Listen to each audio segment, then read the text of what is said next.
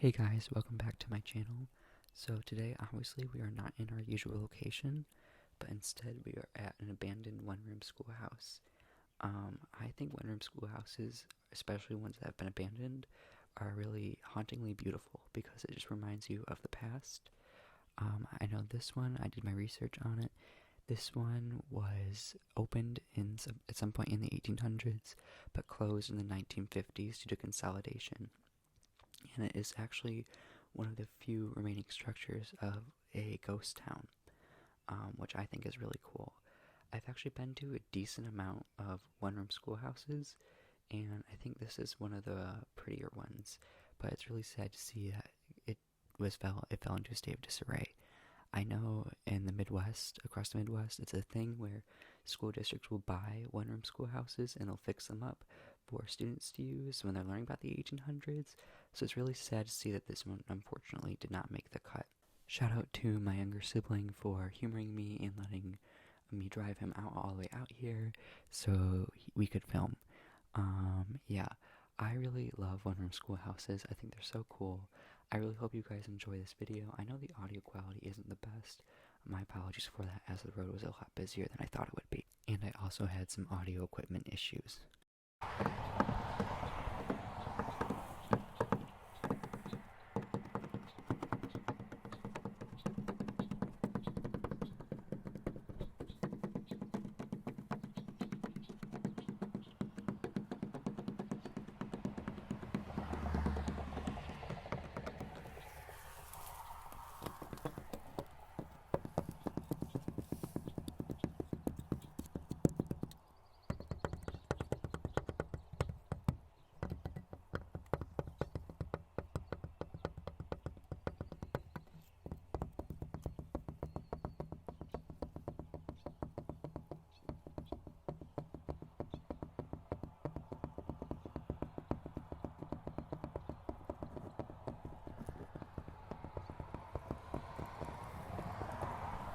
So, like I was saying, this was built in the 50s. It was not built in the 50s. It's built in the 1800s. I don't remember exactly what year, but it was in use into the 1950s. And at the time, the surrounding area was a much smaller town, but it's kind of schools consolidated, and this one was one of the ones that was closed. And the surrounding area has just kind of been developed. The back area, it used to be a forest, it looks like, but now, as you can see, it's kind of turned into, it is a quarry. So my hope is that they don't demolish this, but it is falling apart. So I guess you never really know what may happen. I do think with these are really cool. At least I know, at least in the Midwest, it's like really common for school districts to purchase the one-room schoolhouses and then restore them. And then when they're teaching their students about the 1800s, they will go to the one-room schoolhouse that the school district owns. I know both the two school districts I was part of did that when I moved, like the one I used to live in and the one I moved to. I don't know if it's like that in other regions of the United States, but it's like really common in the Midwest. I remember when I was here, I came here once when I was as a kid on the way back from going in the fall, and I remember this window was open, and I remember you were able to see in, and it was like completely destroyed. I'm kind of disappointed the window's not open. I'm not. Looks like it's nailed in now. I'm not gonna force it. I don't want to destroy anything. So I'm gonna see where else could we. Where else would be a good spot for ASMR? Do you think? Okay. Okay. So we're here at the front of the building, and we're just gonna do some tapping sounds.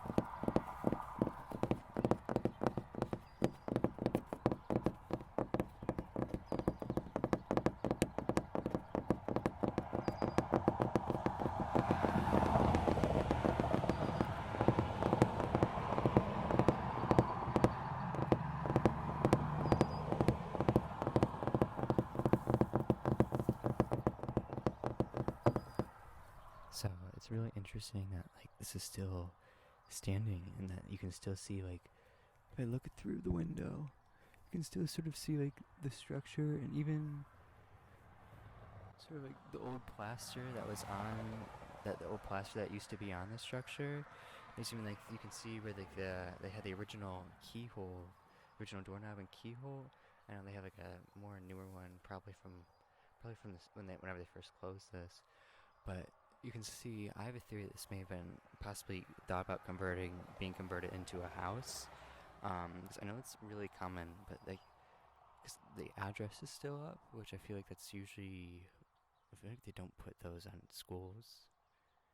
What? No, don't show the address. No. And I just think it's really cool that this is still standing. You can see that there's still like this cement piece. I think kind of highlights the fact that it's kind of a combination of like between like 1800s and the 1950s. This concrete. Now I remember when I came here as a kid, the sparrow was actually inside the schoolhouse. So at some point they brought it out, but I remember looking through that window and seeing this thing. But for now, we're just gonna go ahead and tap lightly on it.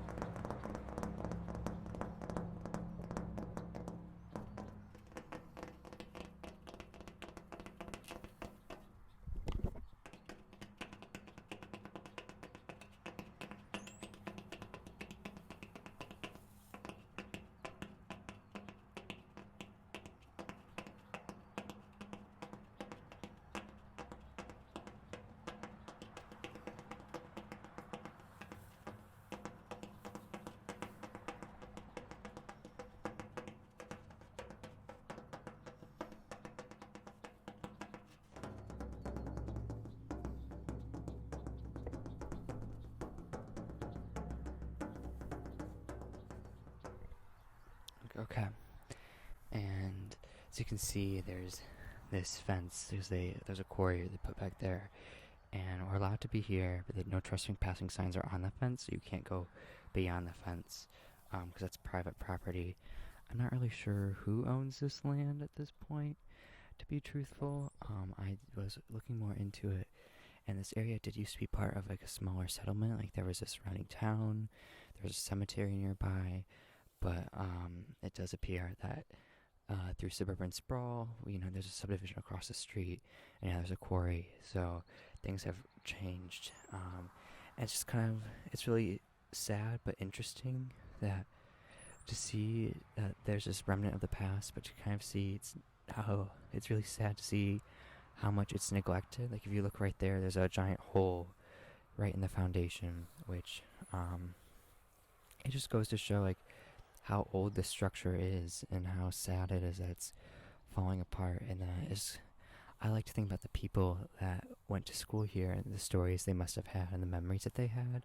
This is literally a relic of the past, something that will probably fall apart in the next 50 years or so. So we're on this side we're on the opposite side of the school, and this one has yellow windows. So the front had green, the other side red. This one has yellow.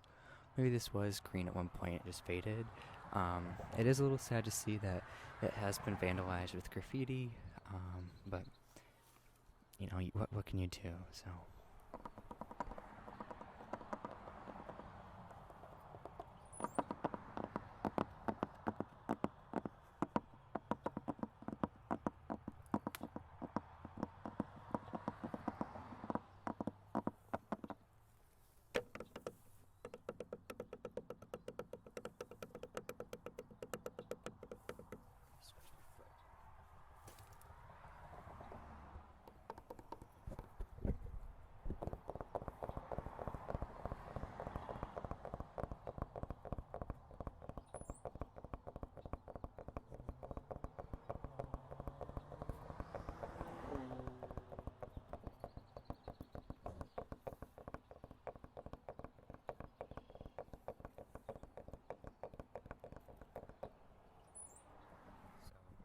if you look right there, you can sort of see the looks like one of the roof pieces has fallen. It's like this metal roofing. So I'm gonna try to make some sounds with that.